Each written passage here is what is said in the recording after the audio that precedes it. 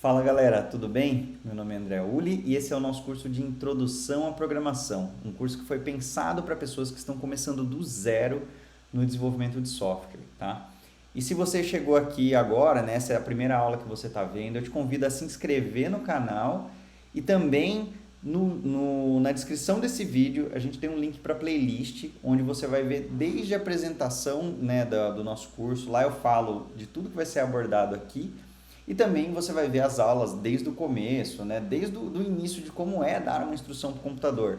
Então, fique à vontade, né? Se você quiser assistir esse curso aqui sem problemas, tá? Assistir a aula isoladamente. Mas se alguma coisa aqui começar a pegar, te convido a voltar, né? E te incentivo a voltar para a primeira aula, porque a gente foi criando um passo a passo para que isso que a gente vai ver agora seja simples, né? Não seja tão complexo. A gente está sim já começando a fazer coisas complexas, mas se você for acompanhando todo o conteúdo desde o início, não vai ser tão difícil assim.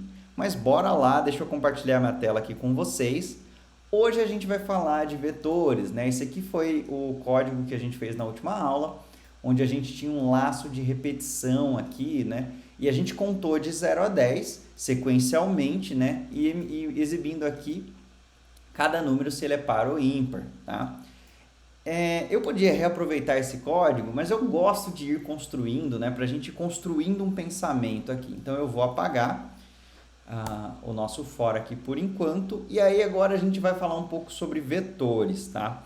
Antes de mostrar o vetor em JavaScript, eu gostaria de mostrar o conceito. E aí eu vou usar uma planilha aqui, porque vai demonstrar bem como que é, né, a ideia aqui dos vetores. Então imagina aqui, ó, eu vou separar um número de células aqui, tá? E vou colocar aqui elas, vou colocar uma borda aqui, né? E imagina que isso aqui é a nossa memória, a memória do computador, tá? E cada célula que eu tenho aqui é um espaço de memória, tá? Então imagina que quando eu declaro uma variável, por exemplo, uma variável número, o que eu vou fazer? Olha, eu declarei essa variável aqui, e aqui eu tenho, né, o valor que eu vou atribuir a essa variável. Essa variável, lembra que eu falei, olha, essa variável vai representar um lugar da minha memória, né? Eu vou pegar aquele espaço de memória e vou representar por um símbolo, tá?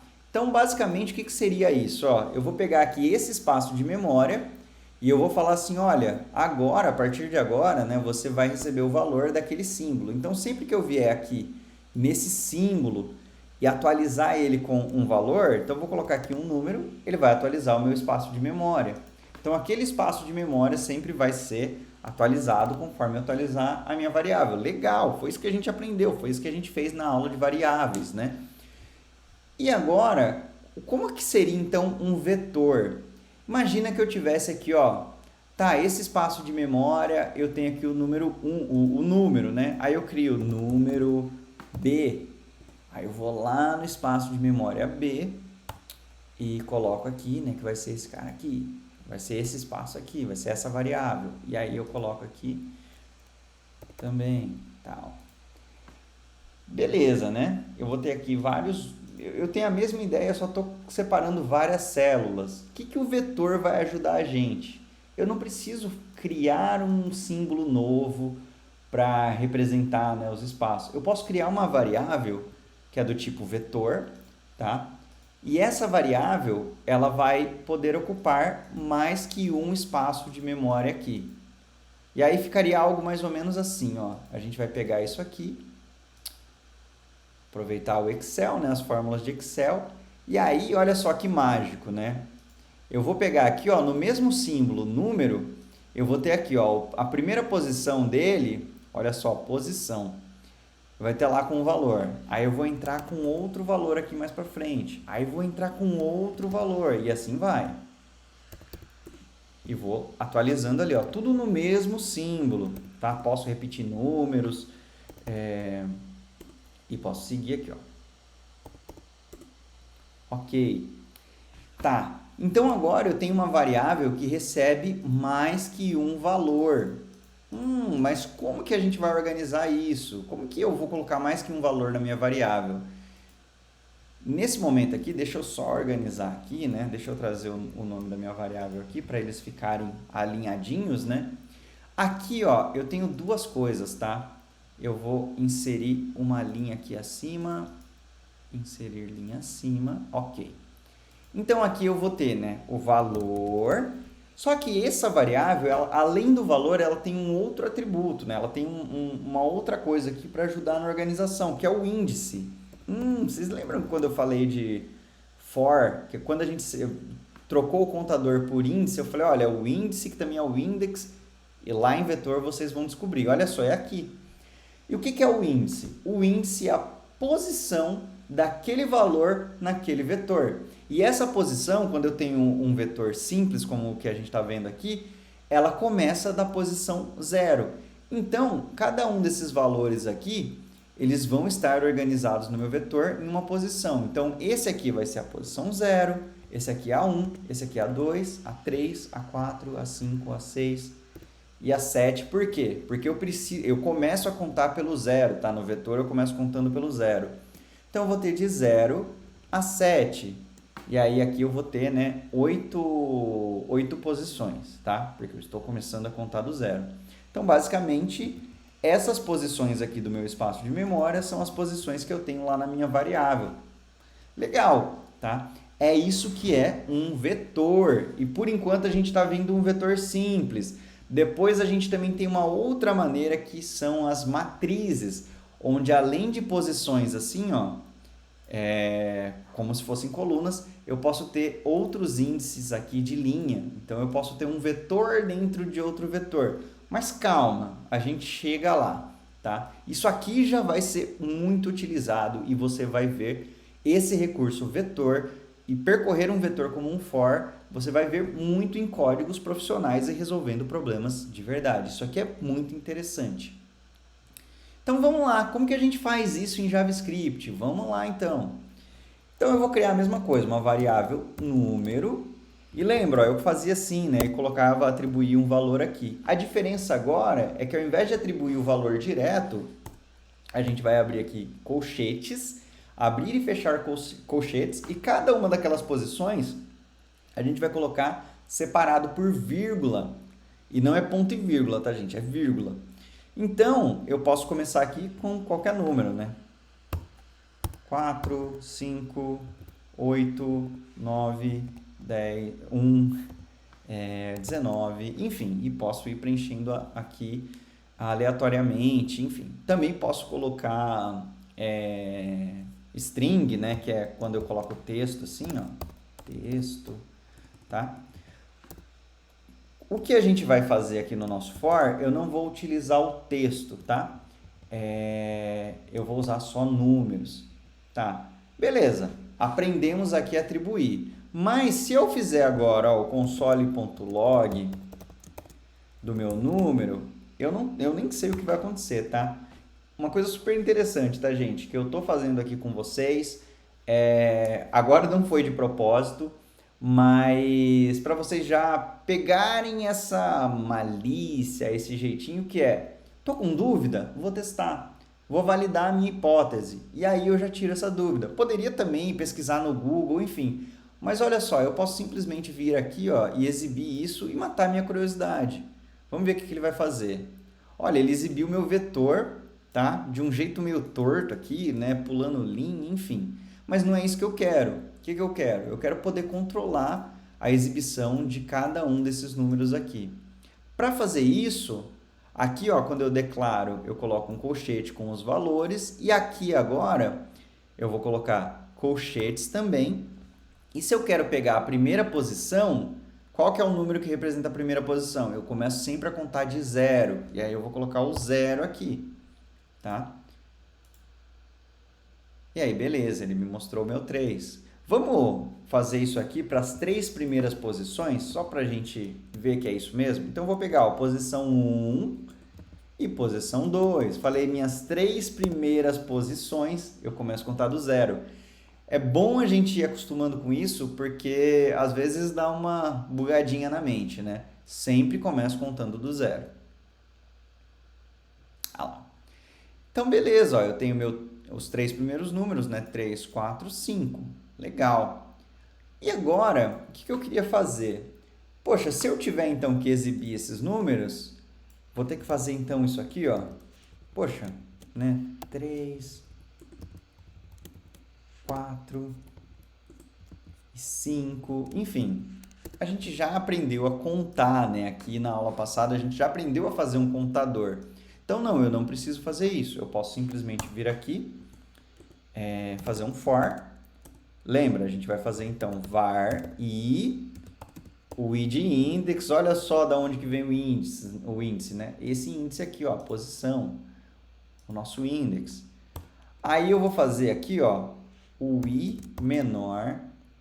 Lá a gente estava fazendo 10, né? Eu vou manter o 10 aqui e a gente vai ter um erro, mas eu quero que vocês vejam o erro. E é muito legal isso também, tá? Eu quero que vocês vejam o problema e aí a gente resolve esse problema, tá? Ao invés de só ir aprendendo como escrever as coisas. Não, vamos aprender a resolver problemas. E o i++, inclusive, né? A gente agora sabe a importância de ter esse mais aqui. E aí eu vou colocar um console aqui, .log, que a gente está cansado de ver, né? O console.log.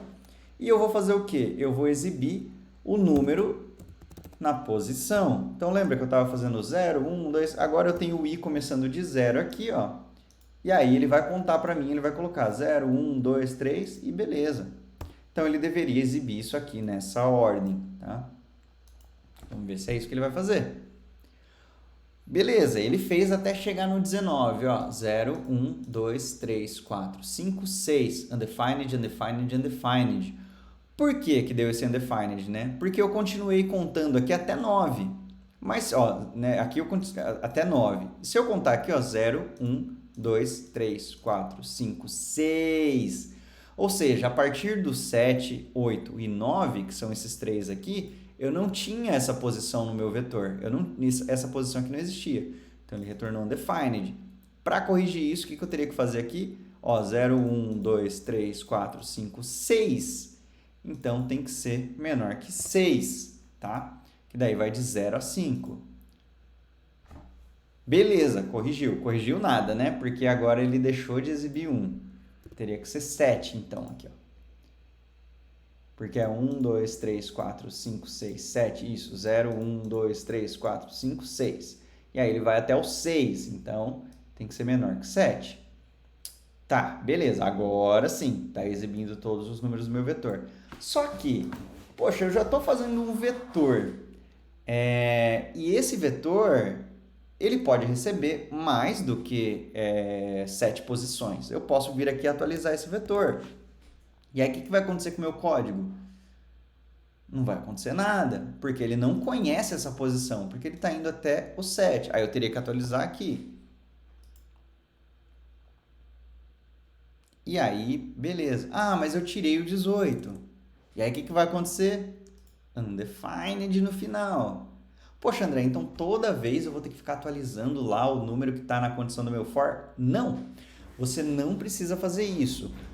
Para a gente poder pegar, né, e o nosso código ele ser mais dinâmico, a gente não ter que ficar toda hora mexendo em 2 pontos e meu array poder mudar de tamanho ali, o meu vetor, sem que eu precise, né, ficar mexendo na estrutura do meu código, o que eu vou fazer? Eu vou usar uma propriedade do array que vai me retornar o tamanho dele. Então, qual que é essa propriedade? É o length, tá? Eu vou pegar aqui, ó, console.log e vou colocar o length, tá? Número, que é o meu vetor, ponto length. Colocando isso aqui depois do meu vetor, ele vai me retornar o tamanho do vetor. É que esse primeiro número aqui, né? Deixa eu colocar aqui, ó, tamanho do vetor. Aí a gente vai melhor, né? Tamanho do vetor é 2 pontos. Lembra, ó, concatenando, né, essa informação com a minha frase. Agora sim, né, tá mais legível. Tamanho do meu vetor é 7. Então, se eu tenho isso aqui, ao invés de eu ficar atualizando na mão isso aqui, eu posso vir aqui, ó, pegar esse número e colocar aqui.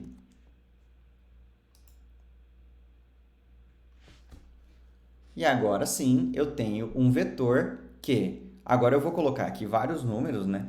20, 34, 101, enfim. E agora eu não preciso mais me preocupar em mexer no meu for, porque ele já está agindo de acordo com o tamanho do vetor. Olha só, agora eu não tenho mais aquele problema. Ah, e se eu apagar valores?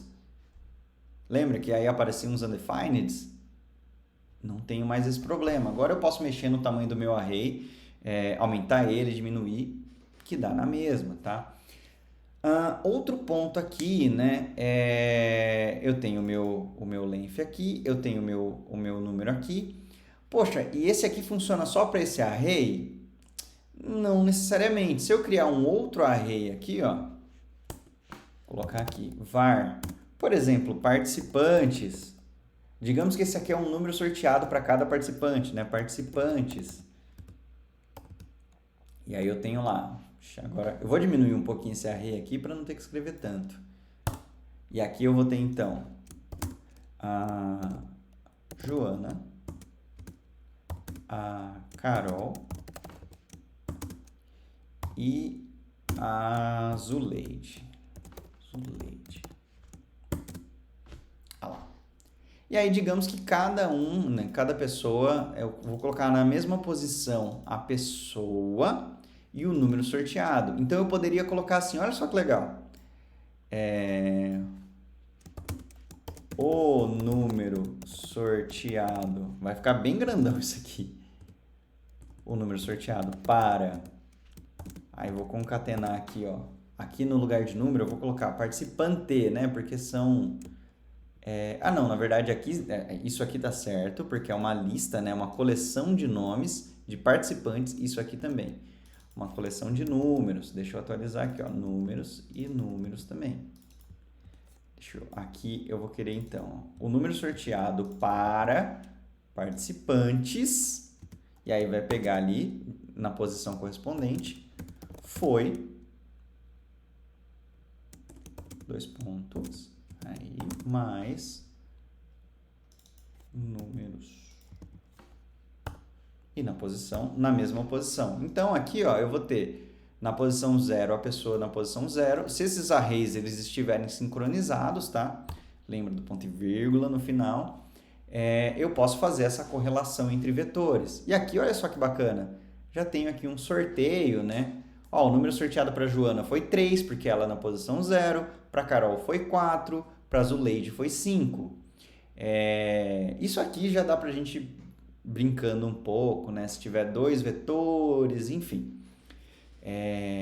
Já dá para fazer coisas bem interessantes aqui se você usar a sua criatividade e a sua lógica, tá? Beleza. E aqui eu posso até adicionar, né? Lembra? Olha só aqui. Eu vou colocar aqui, ó.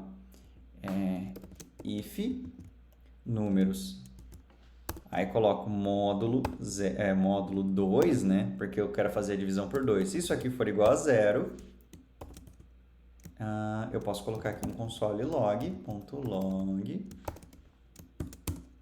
e o número é par.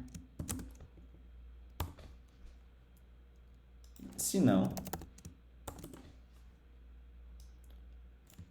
e o número é ímpar. E aí vai aparecer na linha de baixo aqui, ó. E aí eu posso ir inventando coisas e coisas e coisas, né? Aqui no meu código. Mas a intenção aqui é mostrar para vocês, né? Que eu tenho o vetor. Aí nesse vetor, né? Eu posso ter os números aqui, enfim. E esse vetor pode aumentar de tamanho. Entrou um participante novo aqui, né? Vou sortear aqui o número 25. E agora o participante é o Nestor.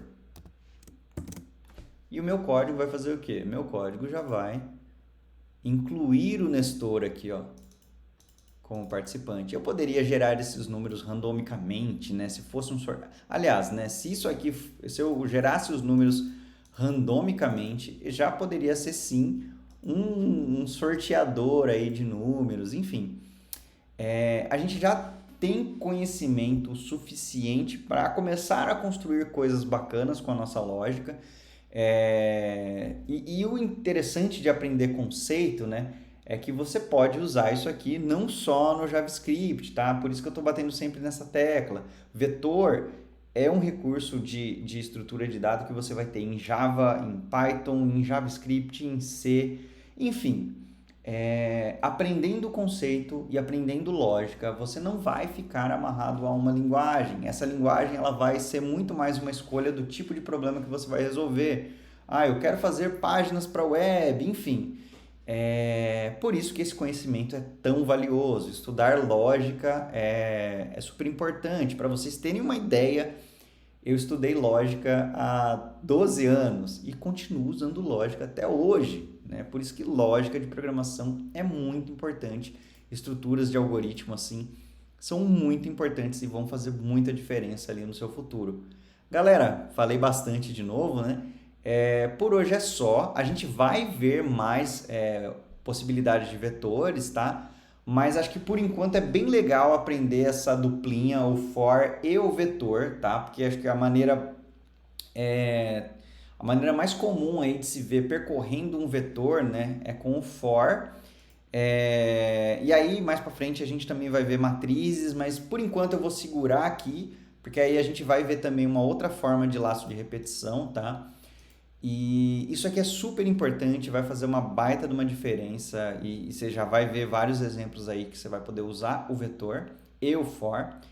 E é isso aí, a gente termina por aqui, né? A próxima aula a gente vai começar a ver outro laço de repetição que é o while. E eu te espero lá, um grande abraço e muito obrigado mais uma vez por assistir até aqui. Valeu!